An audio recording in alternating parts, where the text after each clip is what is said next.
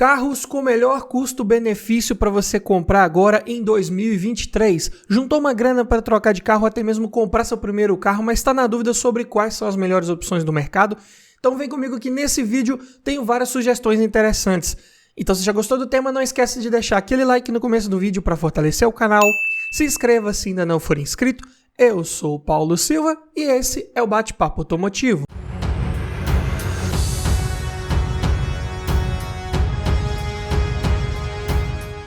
E só para constar, todos os preços que eu disser nesse vídeo foram cotados em abril de 2023. E esse é um vídeo de complemento do primeiro vídeo que eu fiz sobre o assunto aqui, né? Lá tiveram várias sugestões, mas ficaria um vídeo muito longo se colocasse todas, né? Então por isso eu tô fazendo essa parte 2 aqui. Vamos começar pela categoria dos subcompactos. Uma boa opção aí de custo-benefício seria o Renault Clio Expression 1.0 16 válvulas flex manual 4 portas 2013. Tabela FIP desse carro hoje tem R$ 26.662. E o que tinha de concorrente nessa época? Ford Ka 1.0, câmbio manual 2013, só que 2 portas por R$ 25.391. Um pouco mais barato, mas tem o ponto negativo aí das 2 portas. Além disso, um dos campeões de venda, né, de mercado, o Millway Economy 1.0 2013, 4 portas por R$ 27.251. Então, mesmo ano modelo do Renault Clio, um pouco mais caro, assim como o Celta. Aqui um LT 1.0 2013, 4 portas, sai por R$ 30.163 na tabela FIP de hoje. Então, aqui o Clio entrega tanto quanto os seus concorrentes, ou até um pouco mais, dependendo de alguns quesitos que vamos falar aqui, porém com um preço um pouco menor. Por isso, boa opção de custo-benefício. Aqui equipado com motor D4D de comando simples no cabeçote acionado por correia dentada, potência de 77 cavalos na gasolina e 80 no etanol, e torque de 10.1 kgfm na gasolina, 10,5 no etanol. O Clio é um hatch compacto, bem leve, de 912 kg, então a relação de peso-potência ainda fica em bons 11,4 kg por cavalo. Eu digo bons para a categoria, para a proposta desse carro. O câmbio manual de 5 marchas é o JB1, engates imprecisos, um pouco mais pesados da alavanca, mas atende bem no dia a dia. Porta-malas é pequeno, 255 litros de capacidade apenas. Então aqui de fato um carro urbano. Medidas de pneus 175/70/13, uma das mais convencionais para aro 13. Sabemos muito bem que pneus de aro 13 subiram bastante de preço nos últimos tempos, né? Tá quase chegando ali em preços de pneus de aro 15, mas ainda assim encontra-se com certa facilidade. E o consumo, um dos seus grandes pontos positivos, falando aqui em dados de ficha técnica. Na cidade é um carro que faz 9,1 km por litro com etanol e 13,1 com gasolina, muito econômico. Na estrada mais ainda, 9,6 no etanol, 14,3 na gasolina. E dependendo da sua forma de guiar, do trajeto, do trânsito que você pegar, dá para conseguir números até melhores aí, com certeza. E a lista de equipamentos versão Expression, né, vem de série já com direção hidráulica, computador de bordo e dupla airbag frontal e ABS. Lembrando que em 2013 ainda não era obrigatório o dupla airbag frontal e ABS. Então é um carro que já entregava mais do que os seus concorrentes, principalmente em itens de série. Olha só, computador de bordo. Qual desses concorrentes que eu falei aqui que entregava isso, né? Então, ponto bem positivo com certeza. E ainda dava para equipar com os opcionais de vidro elétrico nas portas dianteiras, travas elétricas, rodas de liga leve e ar-condicionado. E o sistema de som aqui vinha também como opcional. Se equipado, tinha o leitor de CD e conexão USB. Pontos positivos principais de adquirir um Clio desse: o seu motor bem resistente, confiável, se bem cuidado, se feitas as manutenções periódicas preventivas ali de forma correta. É um motor que tem seus detalhezinhos, suas particularidades ali de manutenção, mas no geral é um excelente motor, com bom desempenho, aliado a um excelente consumo de combustível. Carro de dimensões mais compactas, ótimo para o trânsito urbano, para encontrar vagas para estacionar. Acabamento interno até ok para a categoria, não faz feio. E o preço acessível, como vimos aqui em números, né?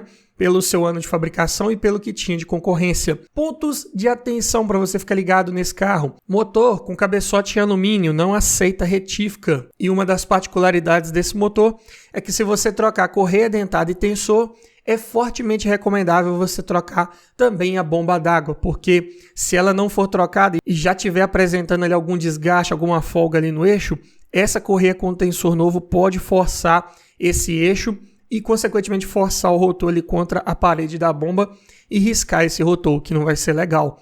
Além disso, o câmbio, como eu disse, né, de engates pesados, imprecisos, né, a conexão entre a alavanca e câmbio é feita por barra de aço, então é dessa forma, infelizmente. É um carro que você tem que esticar um pouco mais de marchas para ver todo o desempenho dele aparecer, né? É um 16 válvulas que tem pouco torque em baixa rotação, não conta com variador de fase, mas quando eleva o giro nesse motor, ele tende a ser um dos de melhor desempenho aí da categoria, com certeza. Tem relatos aí de queima de bomba de combustível, tem que ficar ligado nessas versões aí de motores flex da linha Renault. Espaço interno para quem vai no banco traseiro é um pouco mais limitado, mais reduzido. É um carro compacto de fato. O acabamento, apesar de ter bons materiais de revestimento ali até, mas costuma fazer um pouco de ruído ali com o passar do tempo, o que é normal em carros compactos. Assim como os vidros dianteiros também, se ficar numa meia altura ali, você estiver rodando numa rua de paralelepípedo, por exemplo, podem chacoalhar. E existem relatos também de quebra do coxim do câmbio nesse carro.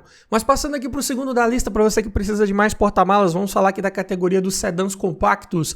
Um bom exemplo aí de custo-benefício seria o Volkswagen Voyage Highline 1.6 8 válvulas Flex Manual 2014. Tabela desse carro hoje tem R$ 40.447. E o que tinha aí de concorrentes, né? Quais eram os principais? Primeiro, o Etios, né? Sedan XLS 1.5 Manual 2014.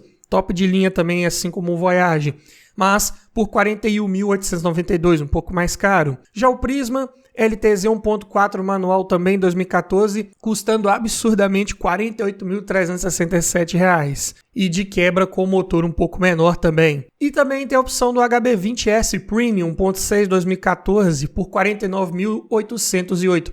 Então, as outras opções aqui tinham preços mais elevados e nem sempre entregavam tudo que o Voyage entrega aí em alguns pontos que eu vou falar. Motor é A111 VHT, comando simples no cabeçote acionado por correia dentada. Inclusive eu já fiz um vídeo completo falando só sobre esse motor.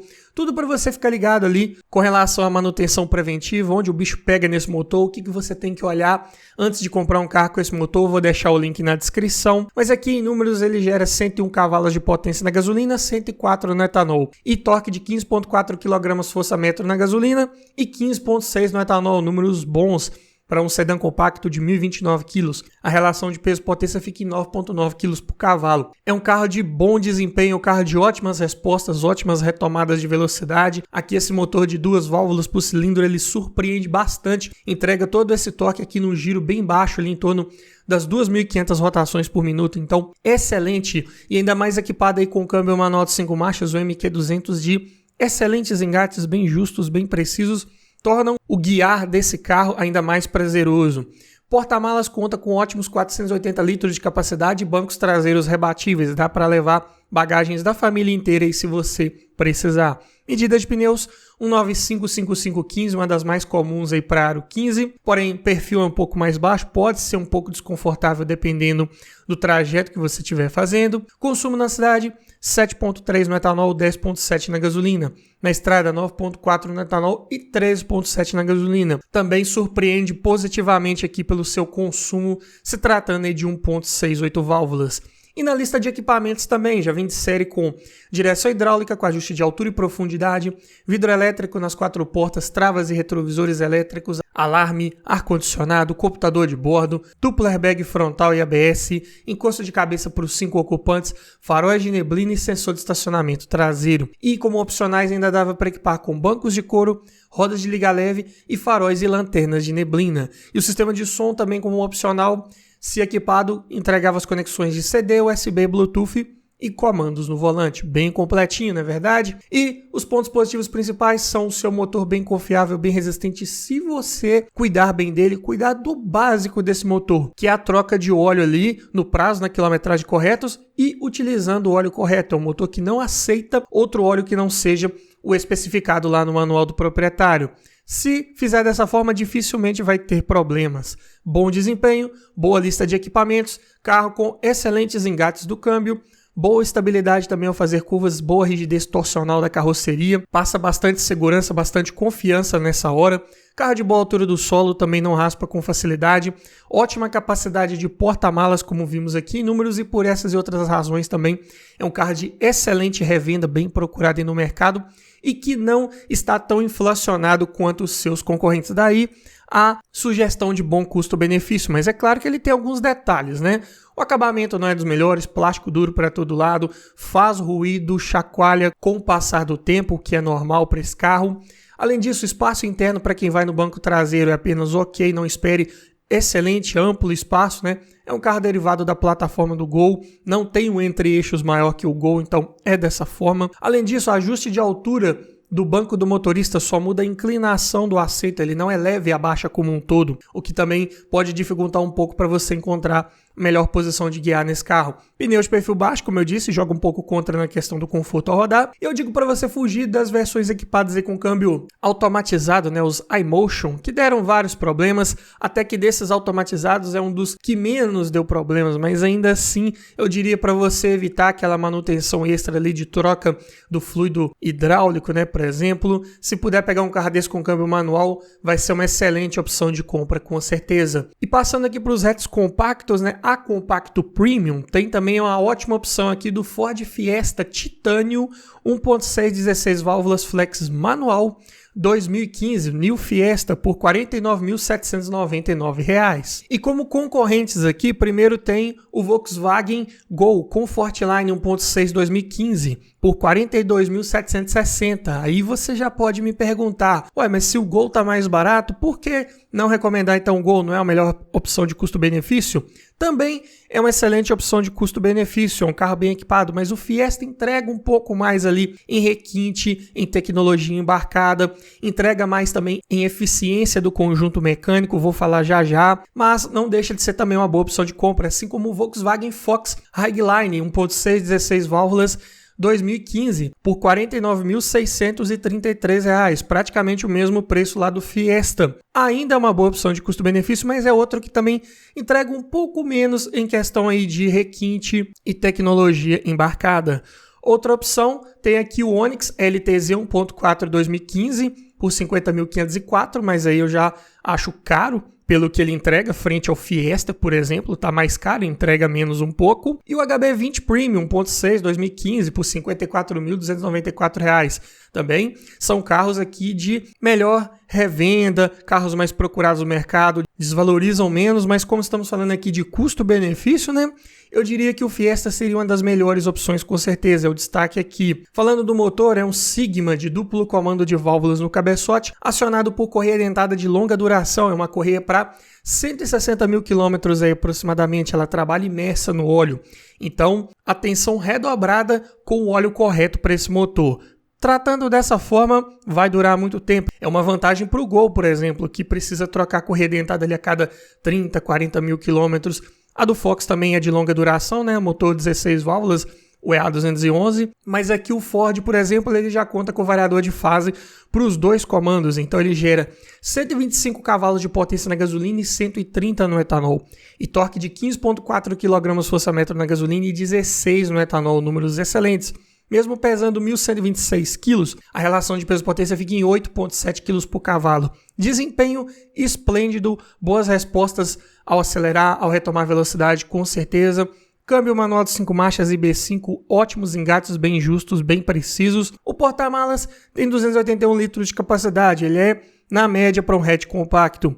E conta com banco traseiro rebatível também. Já os pneus têm as medidas 195/50/16, pneus largos, perfil baixo, aro grande, jogam um pouco contra na questão do conforto ao rodar e consequentemente são um pouco mais caros, essas medidas não são das mais convencionais aí para aro 16. Mas ele tem também como um dos seus grandes pontos fortes o seu consumo de combustível. Na cidade é um carro que faz 8 km por litro com etanol e 12 com gasolina.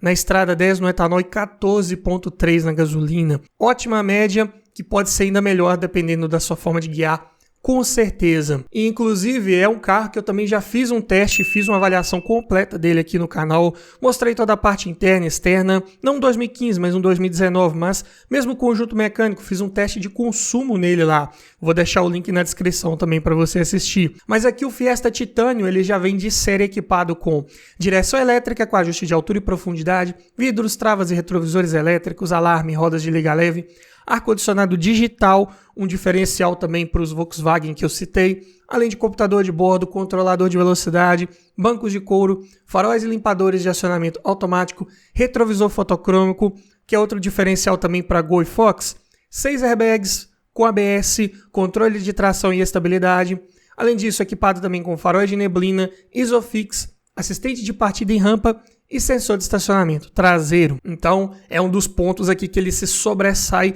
bastante frente aos concorrentes. Assim como no sistema de som, já vem de série equipado com leitor de CD, USB, Bluetooth e comandos no volante. E além disso, o sensor de estacionamento tem um display gráfico ali, juntamente nesse sistema de som, que você consegue visualizar ali quando está aproximando de um obstáculo. Não chega a ser uma câmera de ré, mas funciona muito bem para o que ele é proposto também, com certeza.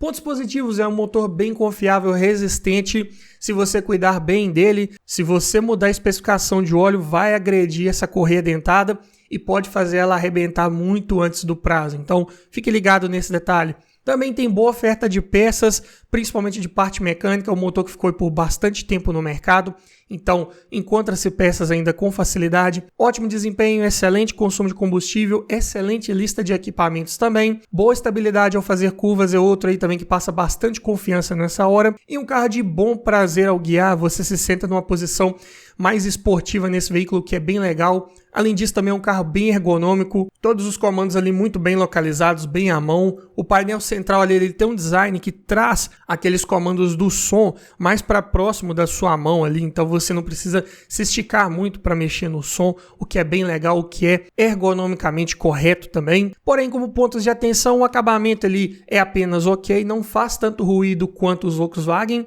mas também está longe de ter uma excelente qualidade ali dos materiais empregados no revestimento. Carro de espaço interno também mais reduzido para quem vai no banco traseiro. Porta-malas ele é médio, tendendo a pequeno para a categoria. Pneus são de perfil baixo e caros, como eu disse. É um carro também de frente baixa, ele tem um defletor de plástico ali abaixo do para-choque que costuma raspar com certa facilidade. Falta alça de teto ali para os passageiros, o que eu considero também um ponto negativo. E pelo fato da Ford ter desativado suas linhas de montagem no Brasil, as pessoas ficam com um pouco mais de receio de comprar um carro da marca e futuramente não conseguir peças para ele. Por isso, talvez seja um pouco mais difícil de revender comparado com os concorrentes que eu falei até o momento. Mas é claro que não deixa de ser uma ótima opção de custo-benefício. E para você que precisa de um carro de 7 lugares, separei uma sugestão interessante aqui, que é a Nissan Gran Livina SL 1.8 Flex automático 2014. A tabela desse carro está em 43.327. Aqui, como comparativo, temos algumas opções de porte um pouco maior e também do mesmo porte da Livina. Começando aqui pela Mitsubishi Outlander 2.0 CVT, automático, 2014 também. Porém, está custando 70.817. É claro que não dá para comparar. São carros de segmentos diferentes. Mas como estamos falando aqui de veículos de 7 lugares, é bom se ter em mente o que tem disponível no mercado, né? Agora, um concorrente direto seria a Spin LTZ 1.8 automática 2014, porém está custando 50.309. É o carro mais procurado no mercado, assim como o Onix lá na sua categoria, mas é claro que vai estar mais inflacionado que a Gran Livina. Outra opção aqui também seria a Fiat Fremont Precision 2.4 automático 2014, por R$ 63.561. É mais caro, claro, é uma pegada diferente também, porém é um carro de revenda bem mais difícil, com certeza, e de desempenho mais limitado. Então aqui uma boa opção de 7 lugares seria a Gran Livina. Daria para citar ali também o C4, Gran Picasso, porém, se for pegar com câmbio automático, ele ainda utiliza aquele AL4. Eu até citei ele no outro vídeo, mas com algumas ressalvas. Pode ser uma boa opção de custo-benefício, mas tem que ficar bem ligado nesse câmbio aí, a L4. Mas aqui falando da Nissan, né, equipada com o motor MR18DE, duplo comando de válvulas no cabeçote acionado por corrente. É basicamente o mesmo motor do Sentra, né, o MR20DE, porém aqui não tem variador de fase. E a cilindrada também é menor, então a potência fica em 125 cavalos na gasolina e 126 no etanol. E o torque em 17,5 kgfm em qualquer combustível. É um carro de 7 lugares, naturalmente mais pesado, né? Carroceria de minivan, 1.306 kg. Peso-potência 10,4 kg por cavalo. Desempenho satisfatório, ok apenas para a categoria.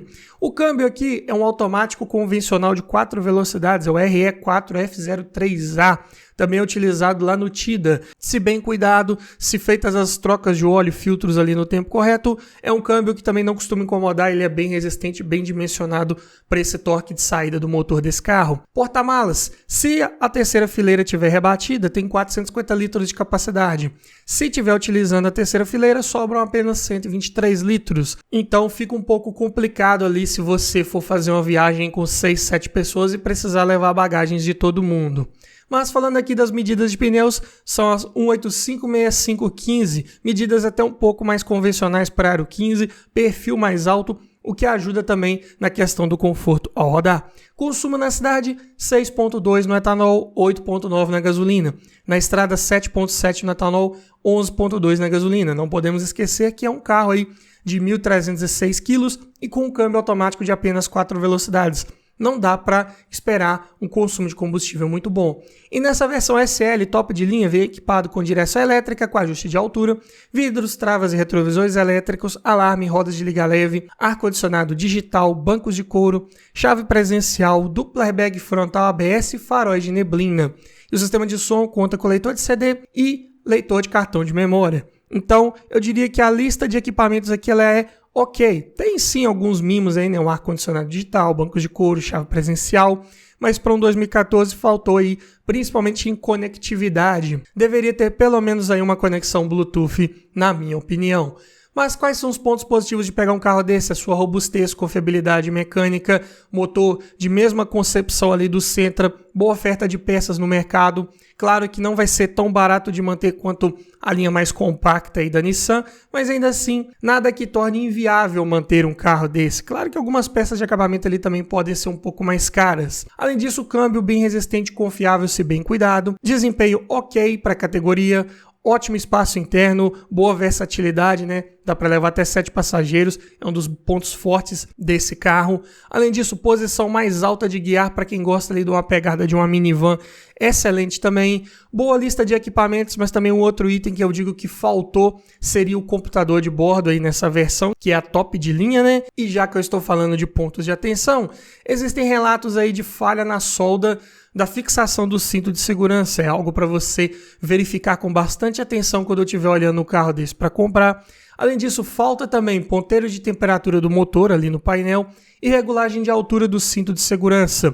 Além disso, também falta regulagem de altura do banco do motorista. Então, apesar de ser um carro voltado para versatilidade, voltado ali para um segmento mais familiar, é um pouco mais difícil de encontrar a melhor posição de guiar nesse carro. Também não tem dos melhores isolamentos acústicos e não é homologado para receber reboque e carretinha. Então, 7 passageiros ali com bagagens vai ser de fato difícil fazer uma viagem com esse carro. Algo para ficar ligado. Mas falando agora dos sedãs médios, qual seria uma ótima opção de custo-benefício? Mas antes, eu tenho um recado para você. Tá olhando um carro para comprar, mas está na dúvida se aquele carro foi bem cuidado, se ele foi batido, quer aprender a avaliar um carro em detalhes? Para isso, eu desenvolvi um e-book completinho com mais de 280 itens de tudo que você precisa observar em um carro e o que você precisa observar para cada um desses itens. Dessa forma, você vai garantir uma compra mais segura, mais técnica e não corre o risco de esquecer nada na hora de avaliar o seu próximo carro. Então, esse e-book vem para te trazer muito mais conhecimento e aumentar muito as suas chances de levar um excelente veículo para sua garagem. Link na descrição. E falando de sedãs médios, dá para pensar no Citroën C4 Lounge exclusivo 1.6, 16 válvulas turbo, né, o THP, flex automático 2016, por R$ 61.992.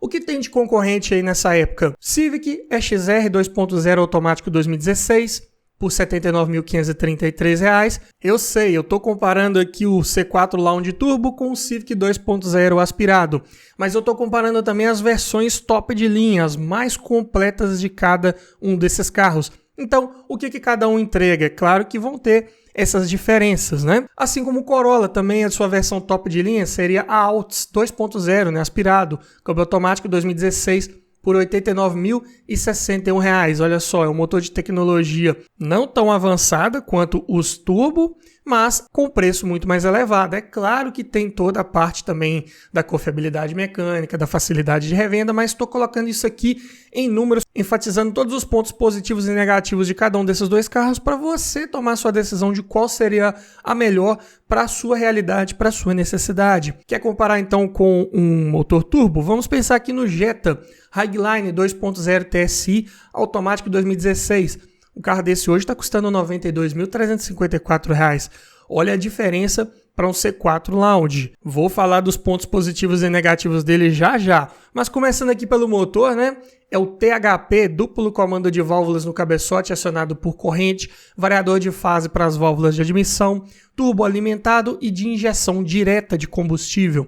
Essa receita faz gerar 166 cavalos de potência na gasolina, 173 no etanol e torque de 24,5 kgfm em qualquer combustível, motor de excelente desempenho.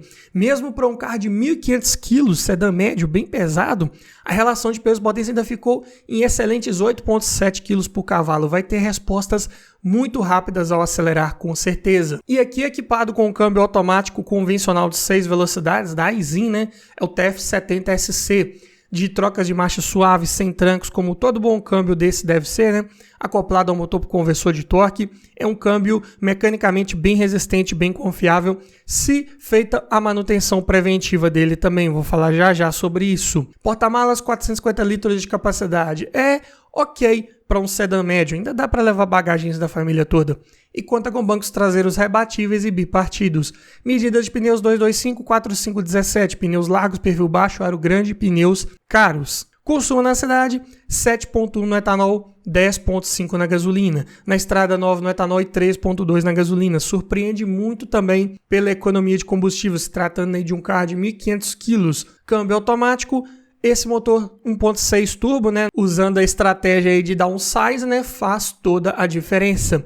E o que faz toda a diferença nesse carro também é a sua lista de equipamentos, que já vem de série nessa versão top de linha, com direção eletrohidráulica com ajuste de altura e profundidade, vidro elétrico nas 4 portas, retrovisores elétricos com rebatimento, travas elétricas, alarme, rodas de liga leve, ar-condicionado digital de 2 zonas com saída de ar para o porta-luvas e para o banco traseiro, além de computador de bordo, controlador de velocidade com limitador, bancos de couro, faróis limpadores de acionamento automático, retrovisor fotocrômico, teto solar elétrico, chave presencial, 6 airbags mais ABS, controle de tração e estabilidade, cinto de 3 pontos de apoio de cabeça para todo mundo, faróis e lanternas de neblina, luzes de rodagem diurna, Isofix, sensor de estacionamento dianteiro e traseiro e alerta de ponto cego. Então também um dos mais bem equipados, mais equipado do que vários de seus concorrentes aí, com certeza. E ainda falando de equipamentos, na parte de som conta com uma central multimídia, já com as conexões de CD, USB, Bluetooth, comandos no volante,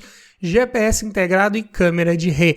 Muito bom, com certeza. E os pontos positivos principais de pegar um carro desse é o seu motor. Realmente, né, tem muitos relatos aí de quebra e de defeitos, problemas crônicos aí desses motores THP. Só que a incidência desses problemas era maior lá nos primeiros que foram lançados em 2013, 14, quando eles ainda eram monocombustível, dava mais problemas aí de turbina, problemas de bomba de alta, corrente de comando também.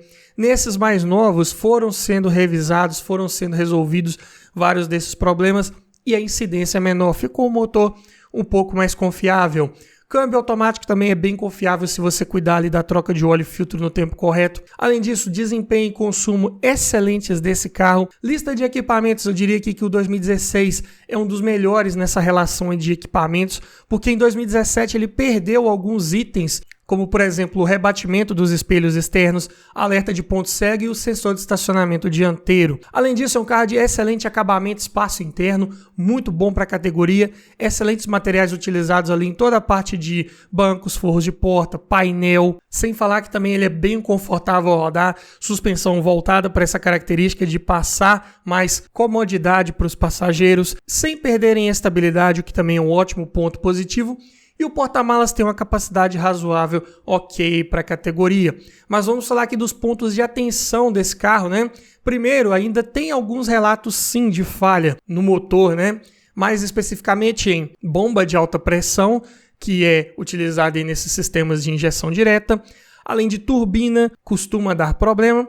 E também tem vários relatos aí de carbonização. Se você ficar utilizando só gasolina comum, né, de baixa qualidade por muito tempo, essa carbonização pode acontecer com mais frequência.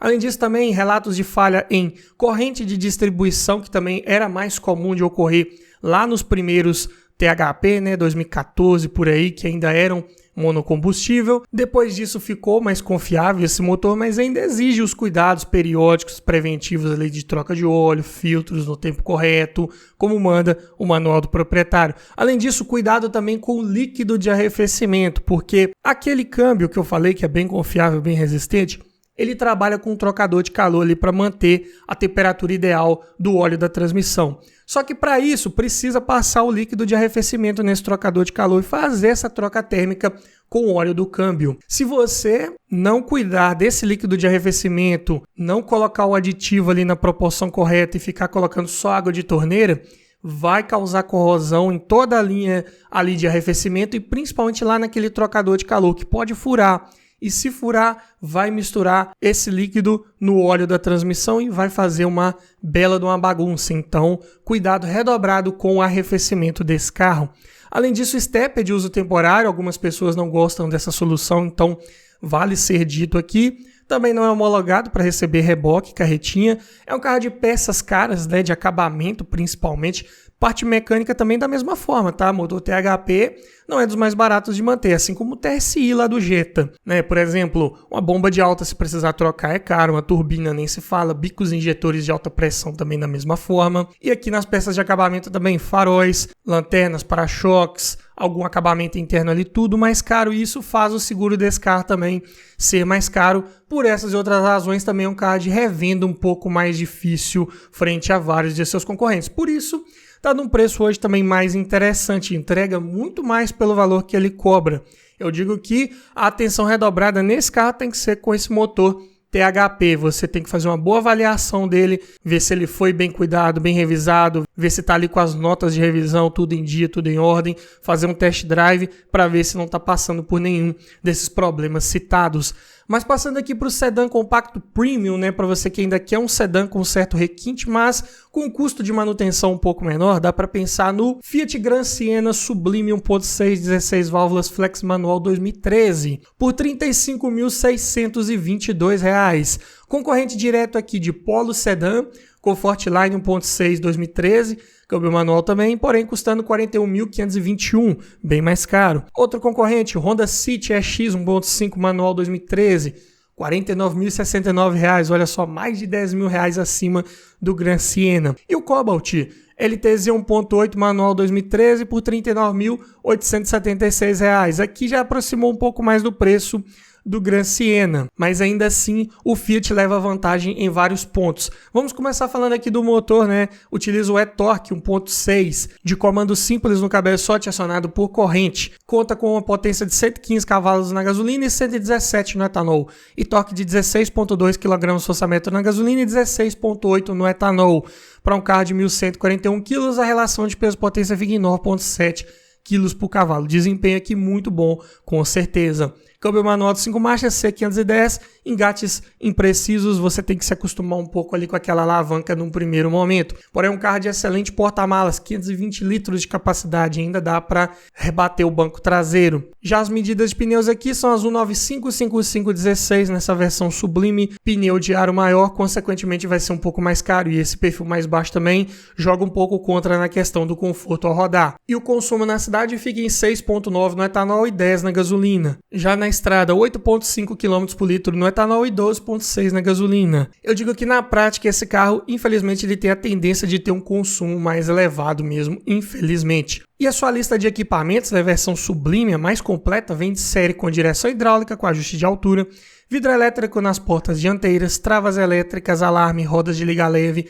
ar-condicionado, computador de bordo, dupla airbag frontal e ABS e faróis de neblina. E como opcionais entregava vidro elétrico nas portas traseiras, retrovisores elétricos, faróis e limpadores de acionamento automático, retrovisor fotocrômico, controlador de velocidade, teto solar elétrico, dupla airbag lateral e sensor de estacionamento traseiro. E o sistema de som também era opcional, se equipado vinha com leitor de CD, USB, Bluetooth e comandos no volante. Então, qual que é a dica aqui para pegar um carro desse e tentar encontrar aí com o máximo de equipamentos possíveis, né, dos opcionais? Principalmente vidro elétrico nas portas traseiras, não pode faltar, e pelo menos um retrovisor elétrico, né, para poder completar ali aquele trio elétrico e facilitar a sua revenda futura. Se vier com um controlador de velocidade, um farol e limpador de acionamento automático, um retrovisor fotocrômico, melhor ainda, não é verdade? Assim como o sistema de som também. É até um fato curioso que justifica essa desvalorização um pouco maior aí do Gran Siena. Você encontra alguns aí muito mal equipados, né? Faltando vidro elétrico nas portas traseiras,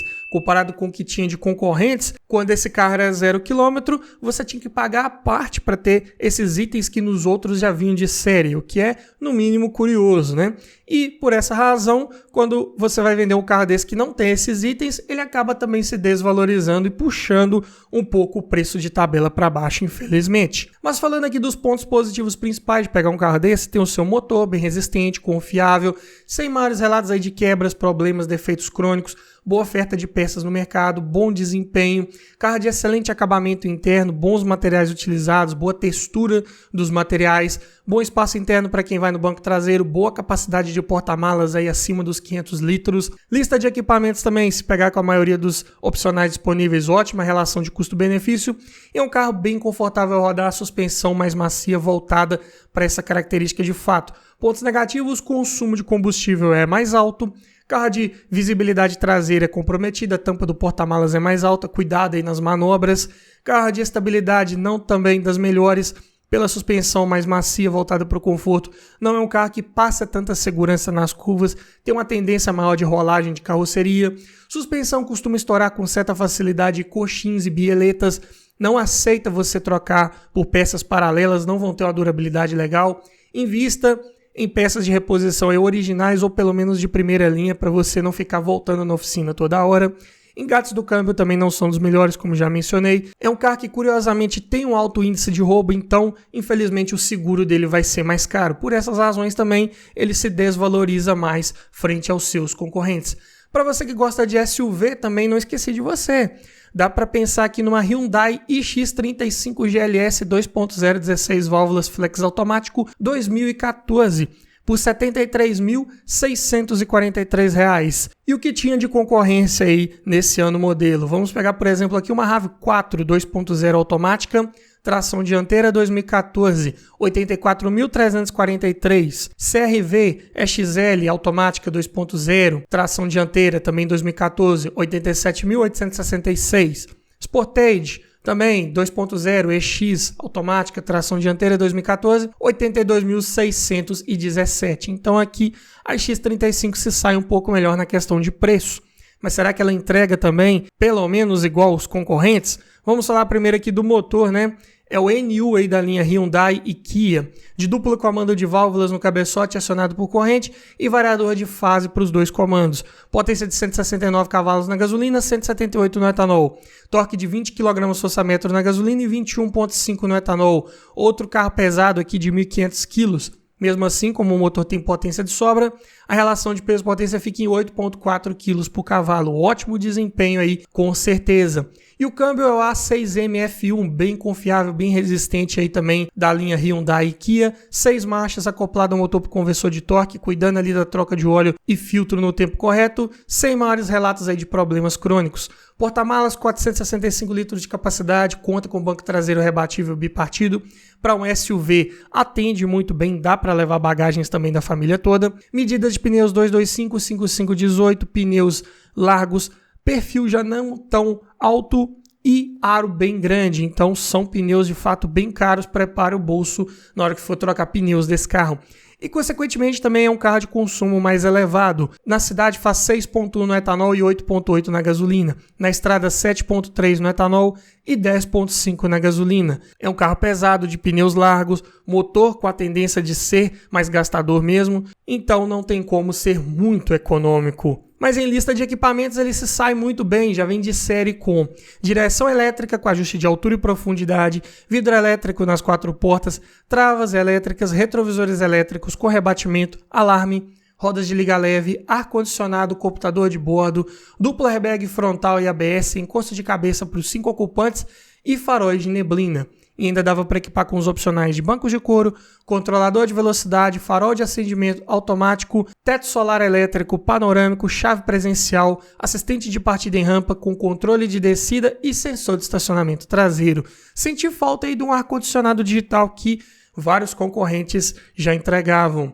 E na parte de som já vem de série com a central multimídia com as conexões de CD, comandos no volante e GPS integrado, mas contava com os opcionais aí de USB, Bluetooth e câmera de ré. Então também dava para vir bem equipado, mas tinha que colocar alguns opcionais à parte. Então você, olhando um carro desse usado hoje para comprar, tem que procurar com um pouco mais de calma e paciência para poder encontrar um que já tenha esses itens disponíveis naquela unidade que você está olhando. Pontos positivos então de pegar uma X35, é o seu motor bem resistente, confiável, boa oferta de peças, é um motor que equipou vários carros aí em vários anos modelo, de bom desempenho, com certeza, aliado a um câmbio automático bem confiável, se bem cuidado, carro de ótimo espaço interno, acabamento também da mesma forma, bons encaixes ali dos materiais sem rebarbas, boa textura também dos revestimentos, carro de boa altura do solo é a proposta, né, de um SUV e com uma ótima lista de equipamentos também se você pegar com a maioria desses opcionais disponíveis. Pode se tornar, claro, uma excelente opção de custo-benefício. Mas como pontos negativos ou de atenção, essa X35 ainda não é das mais equipadas. Em 2013 ela perdeu vários itens que vinha na sua versão importada, né? Porque de 2013, 14 para frente passou a ser montada aqui no Brasil. Mas nessa época perdeu o controle de tração e estabilidade, duplo airbag lateral, duplo airbag de cortina e o ar-condicionado, que eu também falei que eu senti falta dele. Mas, para o ano de 2016, ainda entrega razoavelmente uma boa lista de equipamentos. Computador de bordo, tecnicamente esse carro tem, mas é de fato uma pegadinha, porque ele só tem 3 funções disponíveis, que é tempo percorrido, velocidade média e distância percorrida. Olha só, um computador de bordo que não marca consumo médio, pelo menos, para mim não é um computador de bordo. Então, eu digo que peca bastante nesse item. E é um computador de bordo, entre aspas, né, que você precisa tirar a mão do volante para acionar.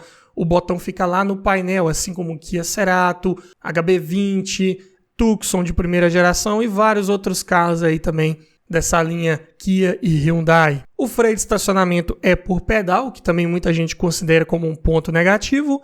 Consumo de combustível é elevado, não tem o que fazer.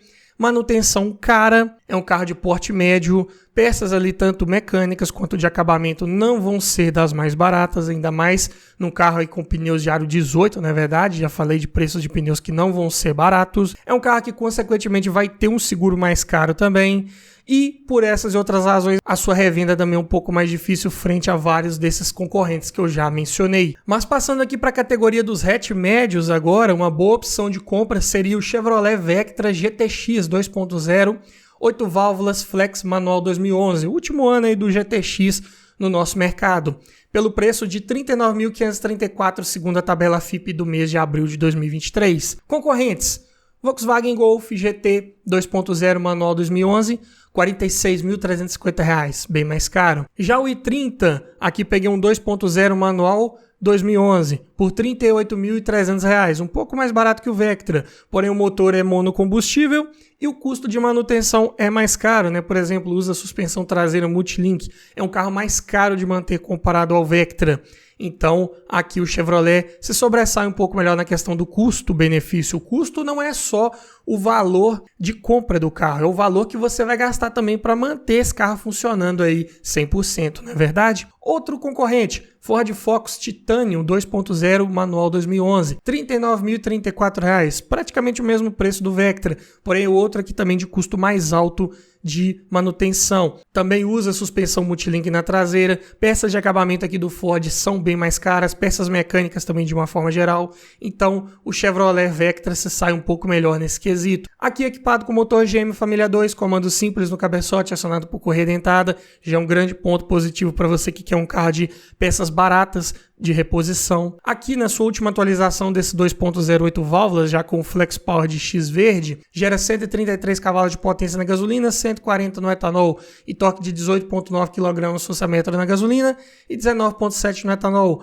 Pesando 1.303 kg, tem uma relação de peso-potência de 9.3 kg por cavalo. Um desempenho muito bom para a categoria, com certeza. Ainda mais aliado ao câmbio manual de 5 marchas, o F175 Plus WR, de relações um pouco mais alongadas para tentar favorecer um pouco da economia de combustível. Os engates também são até bem justos, bem precisos na medida do possível, então ótimo, com certeza. Porta-malas pequeno, 345 litros de capacidade, conta com banco traseiro rebatível e bipartido, mas aqui comparando com Golf, 30 e Focus não é muito diferente com relação a volume de carga. Medida de pneus aqui do Vectra, 215, 45, 17, pneus largos, perfil baixo, aro grande, pneus mais caros, tornam rodar desse carro um pouco mais desconfortável e, consequentemente, aumenta o consumo de combustível também. Na cidade faz 5.9 no etanol e 8.3 km por litro com gasolina.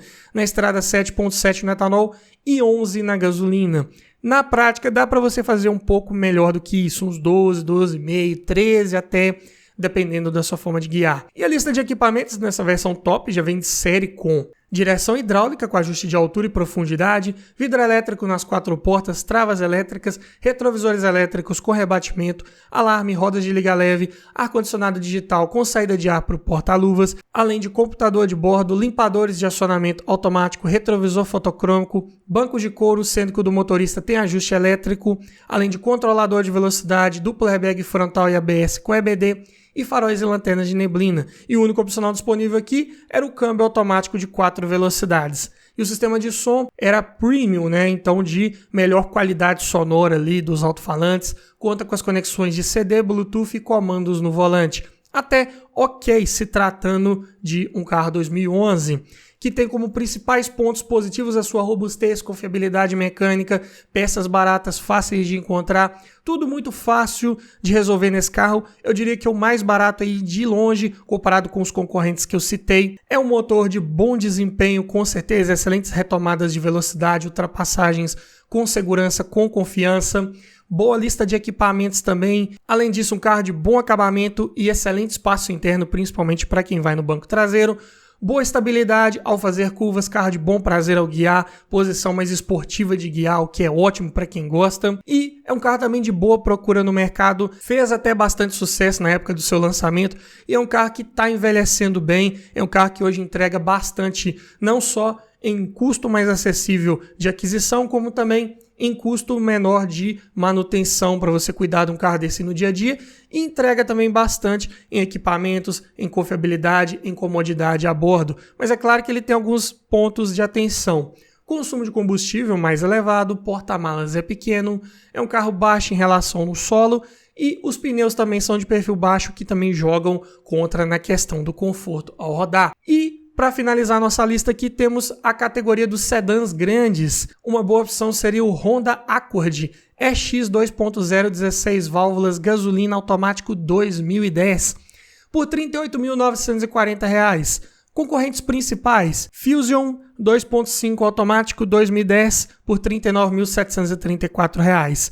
E Jetta 2.5 automático 2010 por R$ 44.520. Aqui o Accord tem um preço um pouco mais acessível e entrega um conjunto mecânico bem mais confiável também, com certeza. Aqui o motor é o R20, mesma linha do 2.0 lá do Civic, da CR-V. Claro que com leves variações ali mecânicas e de programação eletrônica, mas basicamente o mesmo comando simples no cabeçote, acionado por corrente e variador de fase para as válvulas de admissão aqui do tipo VTEC.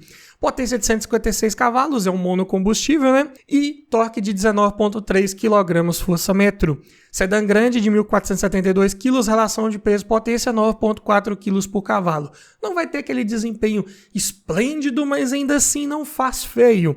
Para você que quer um carro dessa categoria, nessa faixa de preço, e quer um conjunto mecânico mais confiável, não tão caro de manter quanto uns V6 ou uns 2.5, por exemplo, é uma das melhores opções de compra com certeza. O câmbio também bem confiável aqui é o B90A de 5 marchas, acoplado ao motor por conversor de torque, garante trocas de marcha suaves, sem trancos, na verdade, como todo bom câmbio dessa configuração deve ser. Porta-malas 453 litros de capacidade, ok, também se tratando de um sedã grande, poderia ser um pouco maior, mas conta com bancos traseiros rebatíveis e bipartidos, ainda dá para levar bastante coisa nesse porta-malas. E as medidas de pneus são as 215, 60, 16. Aqui também não são das mais convencionais para aro 16, são pneus mais largos, perfil um pouco mais alto, mas ainda assim podem gerar um pouco de desconforto ao rodar. No entanto, o consumo de combustível ele até surpreende, pelo menos aqui em dados oficiais. Na cidade é um carro que faz 9,5 km por litro. Na estrada 14,3. Eu diria que é um pouco difícil chegar nesses números,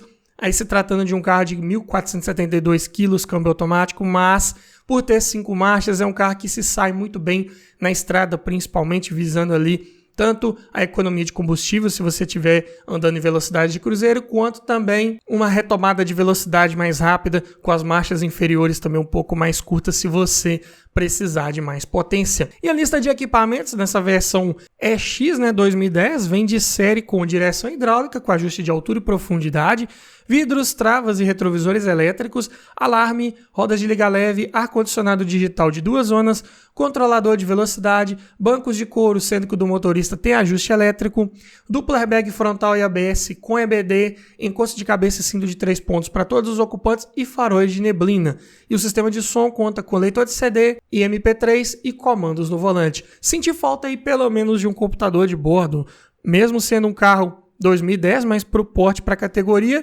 vários concorrentes já entregavam esse equipamento. Então, ponto negativo que eu considero. Mas falando aqui de pontos positivos principais, tem o seu motor bem resistente, confiável, de bom desempenho até, consumo de combustível também razoável, condizente para a categoria, carro de bom conforto ao rodar. É claro que os pneus ali podem jogar um pouco contra, a suspensão também ela é independente nas 4 rodas, mas a questão aqui é que ele tem um comportamento mais neutro, ele não tem uma batida tão seca, por exemplo, quanto a do Civic, o que já é um grande ponto positivo. Além disso, também tem ótima estabilidade ao fazer curvas, passa bastante segurança, carro de excelente espaço e acabamento interno também, um dos seus grandes pontos positivos e também de outros carros da categoria. Carro de baixo nível de ruído, em altas velocidades você tem um bom isolamento acústico, que é bem legal. E como tinha também a versão V6, acima dessa, que geralmente as pessoas preferem mais para quem gosta de acelerar mesmo, esse 2.0, para quem quer um carro ali mais para um uso tranquilo, quer pegar um carro talvez de melhor procedência, um carro que foi mais bem cuidado, a chance de encontrar esse 2.0 em excelente estado de conservação é um pouco maior do que comparado com encontrar um V6. Então, algo para ficar ligado também. Pontos de atenção do Accord desse: peças de acabamento são inevitavelmente mais caras, assim como o seguro, que naturalmente vai tender a ser mais caro. Além disso, é um carro grande, de dimensões externas maiores, então cuidado redobrado aí nas manobras, nas balizas que você for fazer. É um carro baixo do solo, atenção redobrada aí nas entradas e saídas de rampas de garagem, nas lombadas que você for passar. Além disso, a suspensão, por ela ser independente nas 4 rodas, ela é mais cara de reparar. Trabalha com duplo A na dianteira e multilink na traseira. Então, buchas ali hidráulicas em maior quantidade. Suspensão traseira exige alinhamento periódico preventivo. Se você não fizer, pode causar um desgaste irregular nesses pneus e perder aí um par de pneus aí à toa. Então, algo para ficar ligado.